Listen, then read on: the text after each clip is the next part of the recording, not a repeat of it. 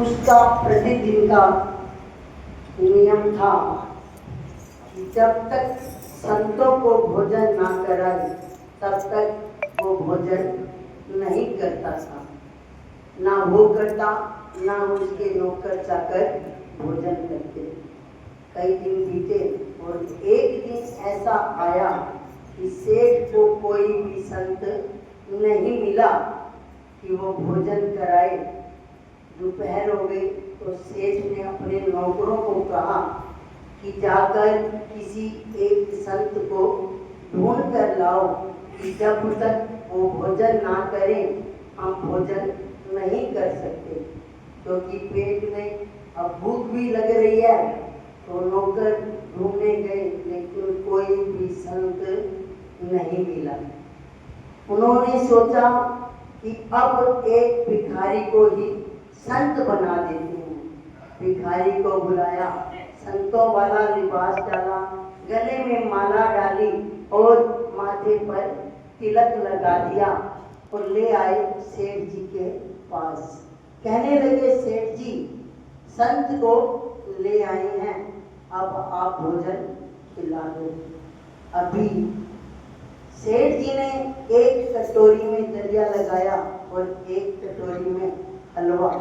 Plate आगे जैसे ही रखी तो तुरंत उस भिखारी संत ने उसको बिना कुछ किए फटाफट खा गया। जब खाया तो सेठ ने कहा, ये संत नहीं हो सकता, क्योंकि संत जब तक पूरी थाली ना लगे, जब तक उसका प्रभु के अंदर ध्यान ना लगे, वो तब तक भोजन नहीं कर सकता। कहने लगा, ये संत नहीं हो सकता और उसने उसकी बाजू पकड़कर घर से बाहर निकाल दिया। जब बाहर निकाला, अब सारे भूखे के भूखे ही रह गए। सारा दिन भोजन नहीं किया। रात को जैसे ही सोया से स्वप्न में किशोरी जी आई।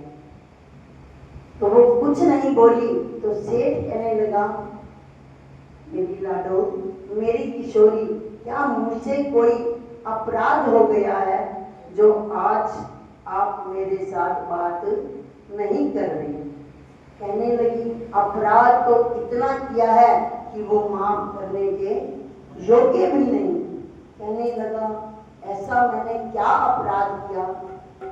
किशोरी जी कहती है कि आज तूने एक संत को भोजन कराते हुए घर से बाहर निकाल दिया बिना भोजन दिए।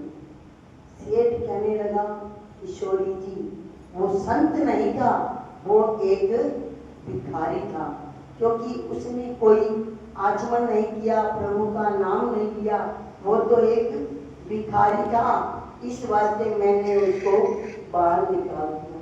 किशोरी जी कहने लगे, तुझे एक टाइम का भोजन कराना था तो तुझे अभिमान आ गया कि ये भिखारी है और ये संत नहीं।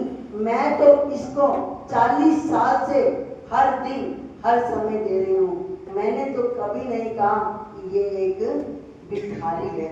तो आपके पास सब कुछ होते हुए भी आपने उसको भोजन नहीं कराया, इसीलिए मैं आपसे नाराज हूँ। बोलो साचे दरबार की।